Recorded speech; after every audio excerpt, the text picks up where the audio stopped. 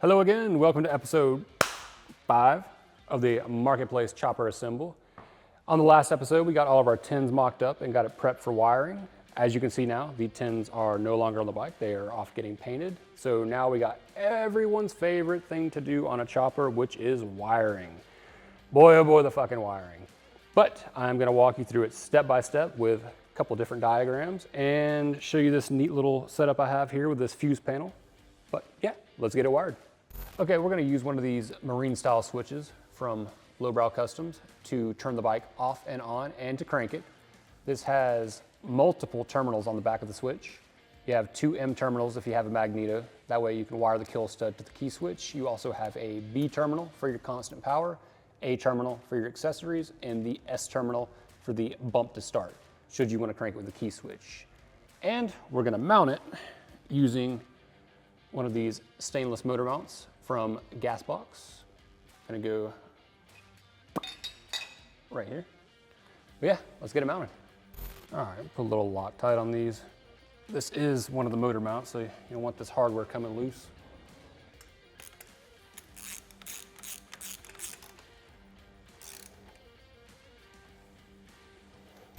All right, slide this key switch into place.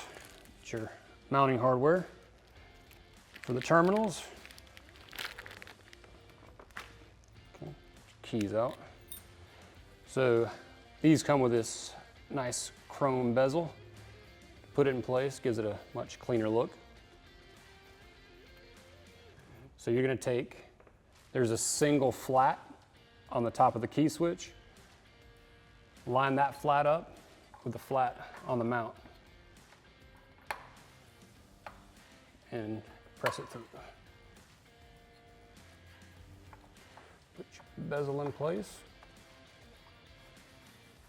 Okay, this is gonna be wired up pretty much the same way as our diagram that comes with our builder's box kits. The only difference is instead of using a cloth wire, I'm gonna use a 16 gauge GXL, and instead of an accessory circuit breaker, I'm gonna use an accessories fuse panel. And I've put this diagram together. It's a very, very rough diagram, but it'll kind of show you how we're gonna do it. Step by step, let's get each wire in. The first wires I'm gonna run are to this 15 amp circuit breaker here. This is what's gonna connect the charging system to the positive side of the battery. It's also gonna provide key switch power, but I've already cut the voltage regulator wire to length and added a ring terminal to it. So you're gonna run that to the auxiliary side of the circuit breaker here. All right, the first thing I'm gonna connect is this battery jumper here. This is gonna go from the positive battery terminal to the brass stud on this circuit breaker. This is what is gonna provide key switch power, and it's also gonna connect the voltage regulator to the battery. Okay, I've already cut all my wires to length, but I'm gonna go ahead and start with the key switch power wire. That's gonna go from the 15 amp circuit breaker on the same side as the voltage regulator wire, and that's gonna run to the B terminal on the key switch. But just kind of mock it up and just secure it with tape. And then at the end, we'll put the loom on it and put all the connectors in place. Went ahead and cut these with a little extra slack. That way we can cut it off. Rather it be too long than not long enough.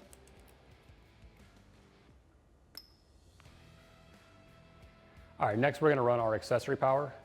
It's gonna be a black with a white tracer.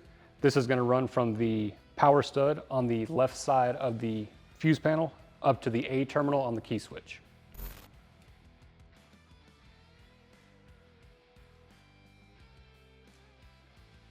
All right, the 3 wires that are gonna be run to the key switch, I'm gonna cut these the same length. All right, now you're gonna feed your green wire. This goes to your starter. So the starter's directly under the oil tank. So leave just enough slack so you can go to where it plugs in. It's difficult to see. Just leave a little bit of slack. It's better to have too much than not enough. And that's where you're gonna put your starter connector. But we'll come back to that one. Once you get that fed, clip the green to the same color as the other two running to the key switch.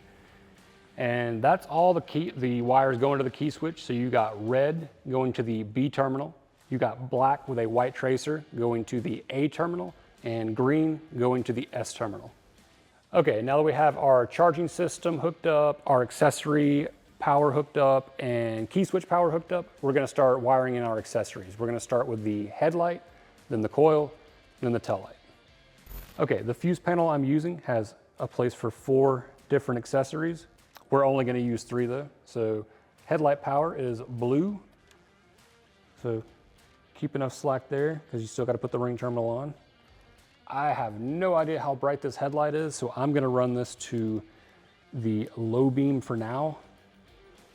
If we had a 3-position toggle switch, which I might come back to and get, you can use both of these. You can run your power wire to the toggle switch and then the 2 wires coming off the toggle switch so you can switch between high beam and low beam, but just ignore what I just said because we are only running the low beam for now.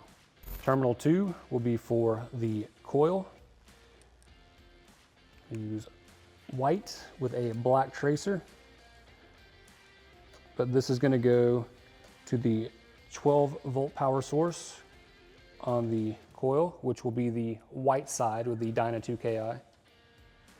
All right, and the last wire we're going to run on the fuse panel is going to be for the tail light power. So feed it through down here because the brake switch is mounted just behind the transmission. So run that there.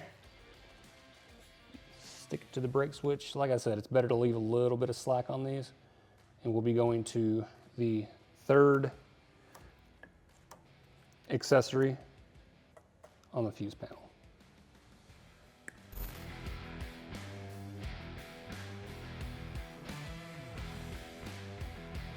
All right, now that all the wires are fed to where they need to go, I'm gonna pull everything off the bike and get it all loomed so it's nice and uniform, and then I'm gonna put all the ring terminals and connectors in place and put it back on the bike.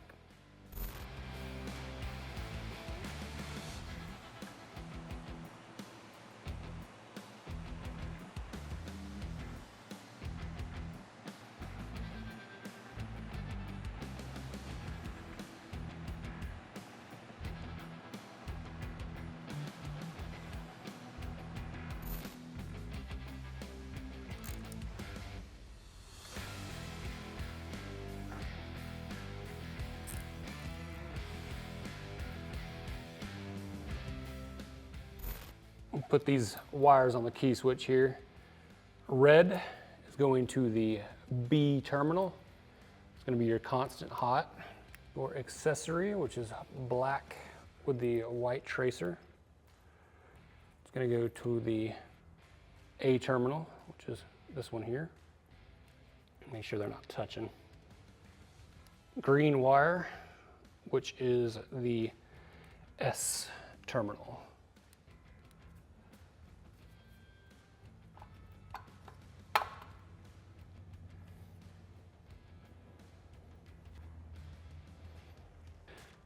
Running up the frame.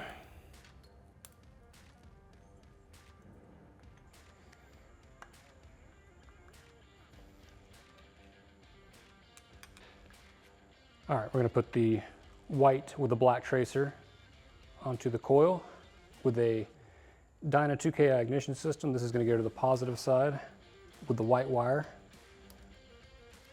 like so.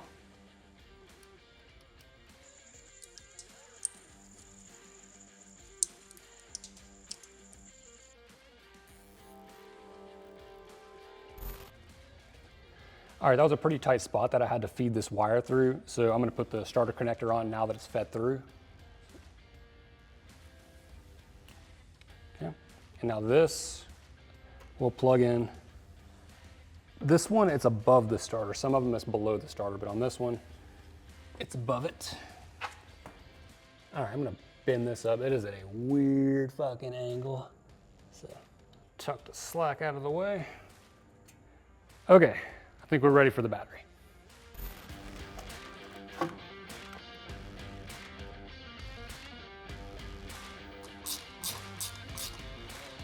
Okay, the stock ground on this thing is incredibly fucking long. but I can cut it down later. For now, let's just get it in there.